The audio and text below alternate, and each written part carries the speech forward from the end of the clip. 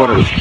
প্রিয় চুয়াডাঙ্গাবাসী, আপনারা জানেন বাংলাদেশ জাতীয়তাবাদী দলের ভারপ্রাপ্ত চেয়ারম্যান জনাব তারেক রহমানের নির্দেশে সারা বাংলাদেশ ব্যাপী নদী নালা, খাল, বিল, ড্রেন, হসপিটাল সহ মানে পরিষ্কার পরিচ্ছন্নতার একটা কার্যক্রম বাংলাদেশ জাতীয়তাবাদী দলের এবং অঙ্গ সহযোগী সংগঠনের নেতা কর্মীরা তারা এই পর্যন্ত সারা বাংলাদেশে পরিষ্কার পরিচ্ছন্নতার কর্মকাণ্ড পরিচালনা করছে।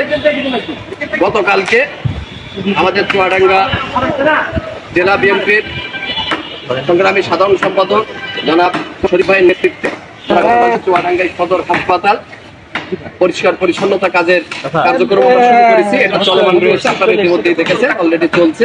এটা যতদিন পর্যন্ত না পরিপূর্ণভাবে পরিষ্কার পরিচ্ছন্ন না হয় ততদিন পর্যন্ত বাংলাদেশ জাতীয়তাবাদী দল চুয়াডাঙ্গা জেলা শাখার নেতাকর্মী সবাই এই কাজের সাথে অংশগ্রহণ করবে।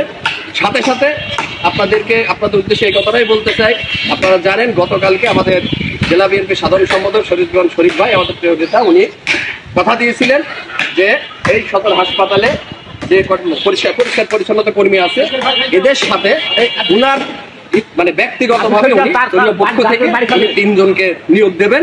ইতিমধ্যে এই যে আমাদের এই 3 জন নিয়োগপ্রাপ্ত হয়েছে, ওনারা অলরেডি কাজ শুরু করে দিয়েছেন।